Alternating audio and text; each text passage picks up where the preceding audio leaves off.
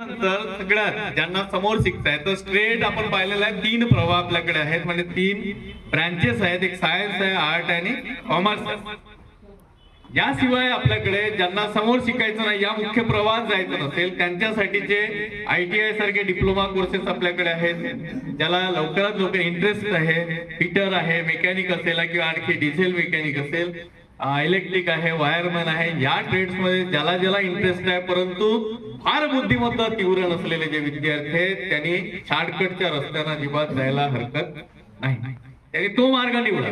मला जीवनात यशस्वी व्हायसाठी आज प्लंबर शहरांमध्ये प्लंबरची स्थिती काय तुम्ही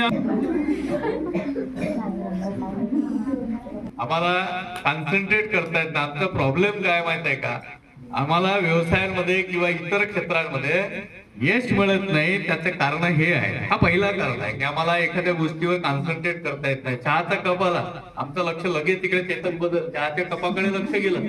मला करायचं आहे त्याच्यावर माझा फोकस असला पाहिजे. आमचं पुस्तक हाती असतं, फोकस असतं तिकडे टीव्हीकडे, माझी आई काय करते तिकडे, आणि त्याच्यामुळे या डायव्हर्शनमुळे आमच्या जिंदगीची वाट लागून गेली. मित्रांनो, पाहतो 3 प्रवाह आहेत ज्याच्याशिवाय ज्यांना फार बुद्धिमत्ता नसेल किंवा ज्याला वाटतंय मला सरळ सरळ काही करता येत नाही, मला बौद्धिकदृष्ट्या फार काम करता येत नाही, त्यांच्यासाठी ITI सारखे डिप्लोमे आहेत किंवा पॅरामेडिकलचं क्षेत्र आहे, त्यांकडे तुम्हाला जाता येतं. डिप्लोमा कोर्सेस आहेत, त्या कोर्सेस मध्ये काम करता येऊ शकतं. डिजिटल मार्केटिंगचं क्षेत्र आहे, तिकडे तुम्हाला काम करता येतं. यासोबत स्वतःच्या आवडीनिवडी पहा आणि पर्याय निवडायला सुरुवात करा. जे आवडीचं असेल त्या क्षेत्राकडे जा. आज पाना पेंचिस वाले बसलेले लोक आहेत, मेकॅनिक पहा तुम्ही गाड्यांचे, पुढे जाऊन हा युग बदलणार. आता कोणीही बसतायत, पुढे जाऊन तुम्हाला बसता येणार नाही. त्यासाठी तुम्हाला विशिष्ट डिप्लोम्याचीच गरज असेल. ज्याच्याकडे डिप्लोमा असेल त्यालाच ते दुकान लावता येईल. म्हणजे फक्त नोकरी लागणे असा विचार करू नका. जीवन चांगल्या प्रकारे जगता येईल, आपल्या बेसिक नीड्स ज्या आहेत त्या पूर्ण करता येईल, अशा प्रकारच्या कोणत्याही क्षेत्रामध्ये आपल्याला करिअर करता येऊ शकतं. त्यानंतर ज्यांना ऍव्हरेज बुद्धिमत्ता आहे किंवा त्यापेक्षा जास्त आहे, अशा लोकांनी समोरच्या 3 प्रवाहाकडे पाहायला हरकत नाही. ज्यांना ऍडमिनिस्ट्रेटिव्ह सर्व्हिसेस कडे जायचं आहे किंवा डिग्री कोर्सेस मध्ये इंटरेस्ट आहे, कोणत्याही विषयांमध्ये इंटरेस्ट आहे, टीचिंग फील्ड आहे, याकडे यायचं असेल त्यांनी सरळ आर्ट फॅकल्टीकडे जायला हरकत नाही. पण ज्यांना इतर क्षेत्रांमध्ये पाहिजे आहे त्या लोकांनी विज्ञानाकडे जायला हरकत नाही. विज्ञानामध्ये अनेक ठिकाणी आपल्याला व्यवसायाच्या संधी उपलब्ध आहेत. सध्या कॉमन असलेली नीटची परीक्षा, एक दिवस माझ्याकडे एक विद्यार्थी येतो, एक ST ड्रायव्हरचा मुलगा आहे, तो मागच्या वेळी माझ्याकडे आला आणि सांगायला लागला की 12वीला आहे मी, मला नीटला जायचं, नीटचं प्रिपरेशन मी करतोय. ओके ठीक आहे, 12वीला किती % भेटतील असं तुला वाटतं?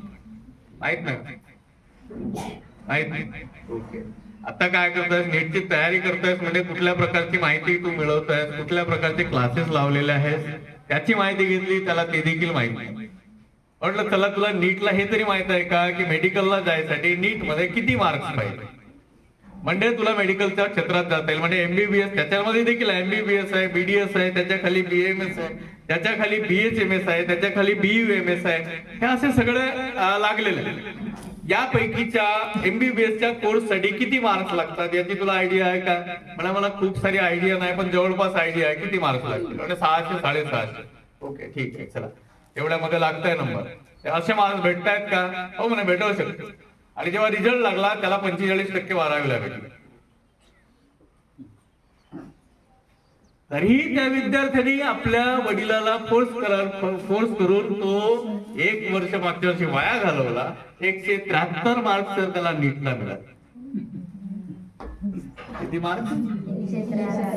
जो मुलगा माझ्याशी बोलताना 650 मिळवणं म्हणजे त्याला असं चिल्लर सांगत होता, जसा बोलताना असा बोलत होता की 650 अगदी सहज मिळत आहे. त्या विद्यार्थ्याला 173 भेटले.